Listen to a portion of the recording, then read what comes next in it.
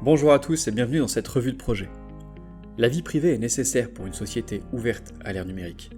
Nous ne pouvons pas nous attendre à des garanties de confidentialité de la part des gouvernements, des entreprises ou d'autres grandes entreprises sans visage.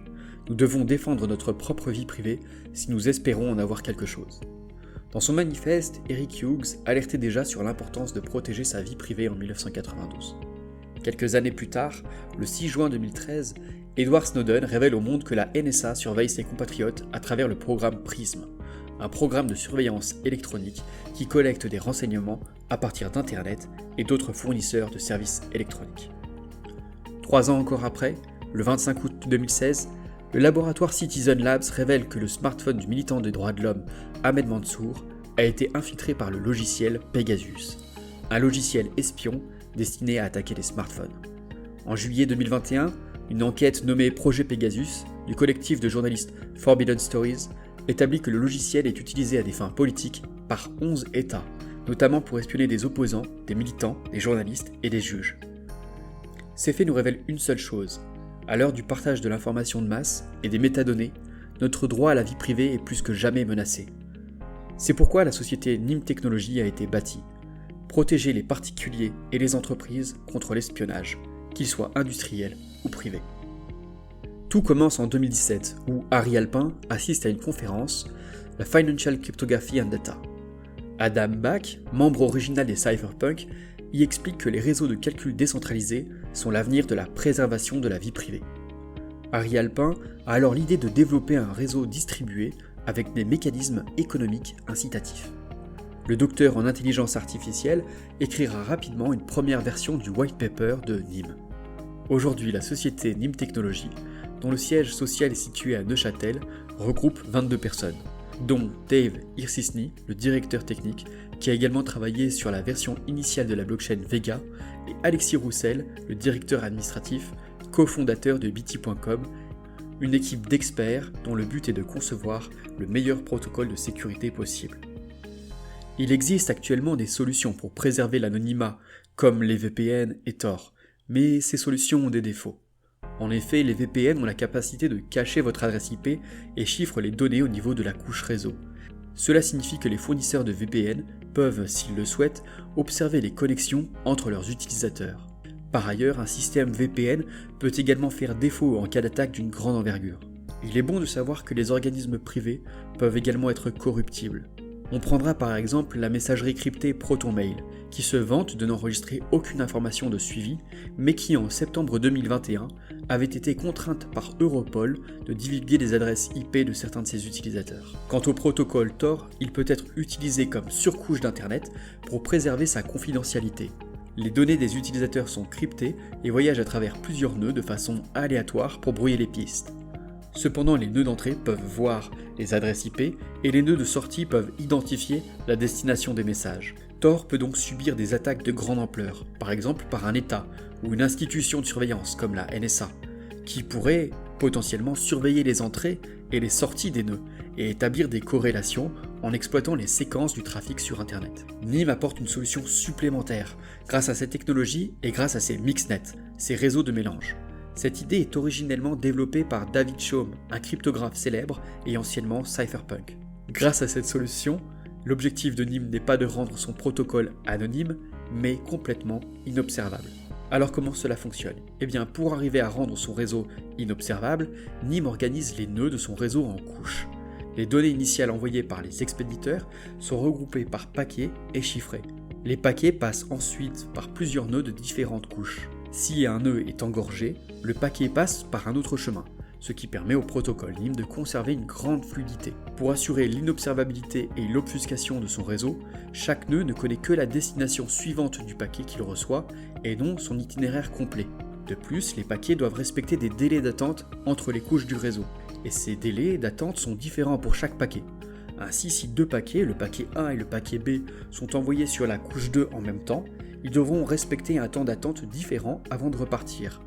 B repartira peut-être avant A, ou A repartira peut-être avant B. Peut-être même que les deux paquets repartiront en même temps.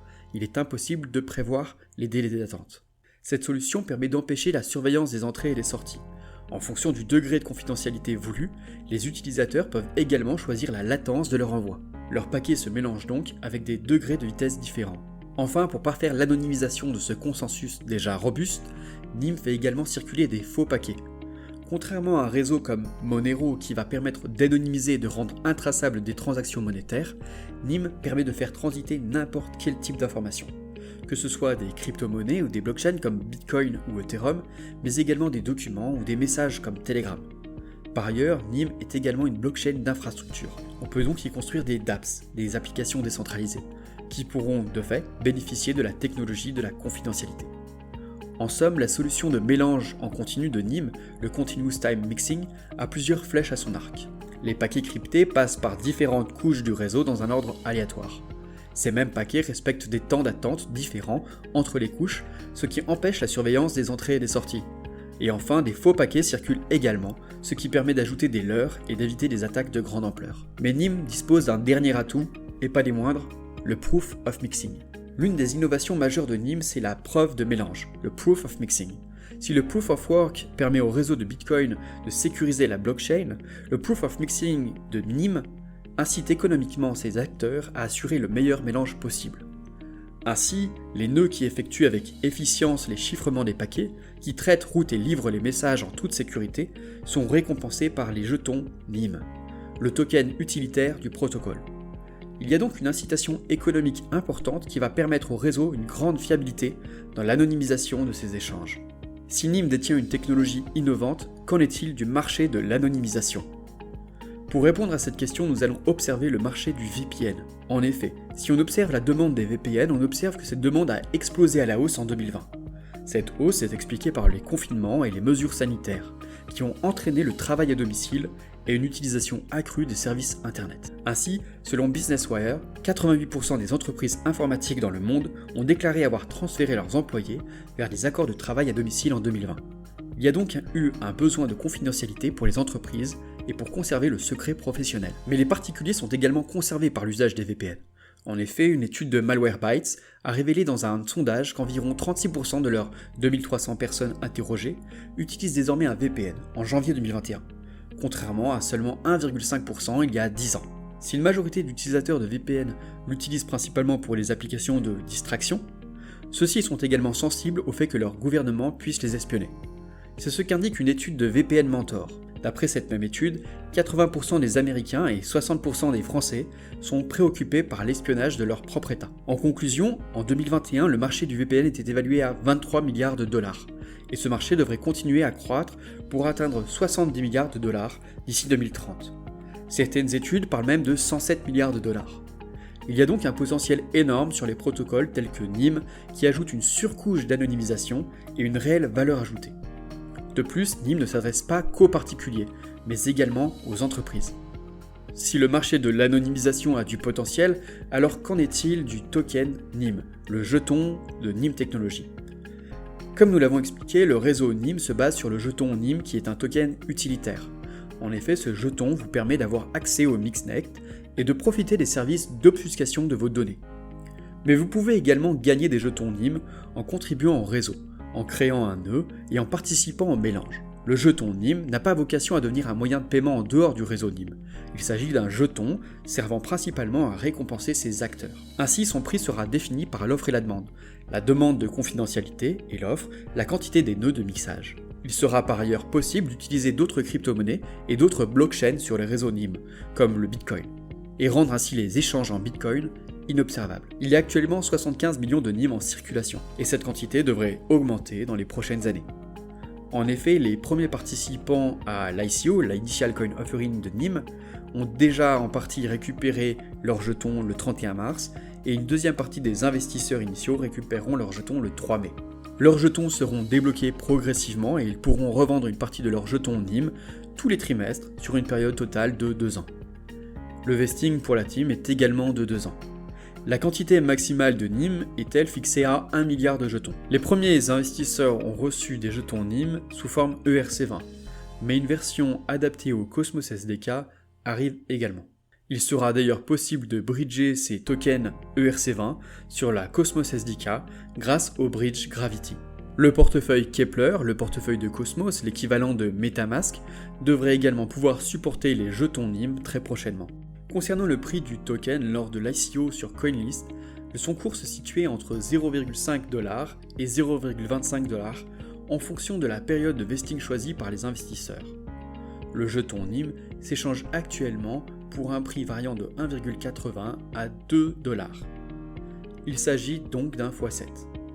Le prix semble s'être stabilisé depuis quelques jours et il est actuellement possible de se procurer des NIM sur plusieurs plateformes d'achat comme Gate.io, KuCoin ou CoinList Pro. NIM est également soutenu par de nombreux investisseurs dont Barry Silbert, Digital Currency Group, Tayshia Capital, Ruby Ventures.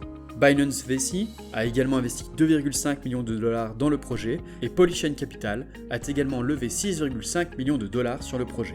Nous avons donc vu que le marché de l'anonymisation avait un fort potentiel et également que NIM se basait sur une tokenomics qui incitait économiquement ses acteurs à assurer le meilleur mélange possible.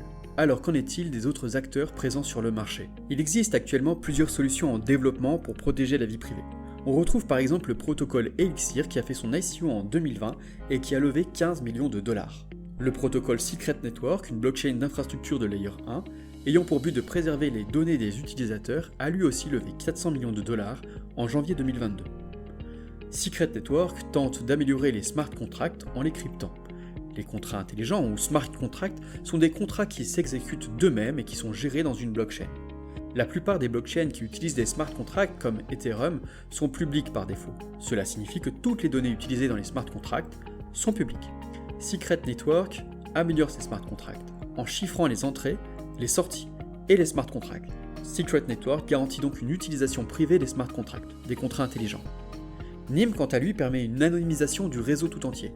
Lorsqu'on interagit avec des protocoles comme Monero ou Secret Network, on est tout de même susceptible de laisser des traces des métadonnées. Des données qui pourront permettre de vous identifier. Quand vous interagissez avec les nœuds, par exemple en utilisant votre wallet, eh bien votre adresse IP peut potentiellement être identifiée. Avec NIM, les connexions entre votre portefeuille et les nœuds, et entre les nœuds entre eux, eh bien sont brouillées. On ne sait plus qui parle avec qui. Pour résumer, Secret Network permettra de brouiller les discussions entre deux interlocuteurs, tandis que NIM dissimule les interlocuteurs eux-mêmes. Ces solutions peuvent donc être complémentaires. Pour conclure, NIM a développé une solution innovante et aboutie pour protéger la vie privée et protéger les informations échangées entre les utilisateurs de son réseau. Son processus se base sur des innovations comme son mixnet, ses différentes couches de nœuds et les délais d'attente des paquets entre les couches et également les leurres qui y circulent. Mais ce n'est pas tout. Un autre réel avantage de NIM, c'est son Proof of Mixing, une véritable incitation économique pour brouiller les informations et assurer la meilleure bande passante, la meilleure transmission des données. NIM s'attaque à un marché en croissance, puisque la demande pour la vie privée devient de plus en plus forte. Qu'elle soit issue de la demande des particuliers, qui se disent majoritairement méfiants de leur gouvernement, ou qu'elle ait également des motivations sur le vol de leurs données privées. Il y a également une forte demande des entreprises, qui souhaitent échanger des données confidentielles et protéger leurs secrets industriels. La demande devrait donc augmenter dans les prochaines années. Soutenu par des acteurs comme Binance VC ou Ruby Ventures, NIM a su trouver les ressources pour se développer. Néanmoins, on pourra se demander si NIM Technologies pourra résister à des censures d'État. On peut s'apercevoir par exemple que la Russie a banni plusieurs VPN et que le président candidat Macron a également dévoilé lors de sa campagne présidentielle sa volonté d'en finir avec l'anonymat sur Internet, expliquant que l'anonymat sur Internet n'était pas compatible avec la démocratie. Des censures d'État sont donc à craindre. Somme toute, NIM a d'importants défis à relever, mais se base sur ses équipes qualifiées, sa tokenomics basée sur des incitations économiques. De plus, le marché porteur sur lequel il se déploie a plus que jamais besoin de solutions comme celle que propose NIM. Et comme le disaient les membres initiaux des cypherpunks, sans droit à l'anonymat, nous n'aurons plus droit à la vie privée. C'est sur cette conclusion que s'achève cette première revue de projet. N'oubliez pas que nous ne sommes pas des conseillers en investissement financier et que vous devez toujours faire vos propres recherches avant d'investir. Et n'hésitez pas à vous abonner et à laisser un commentaire. Et à très bientôt pour une prochaine revue de projet.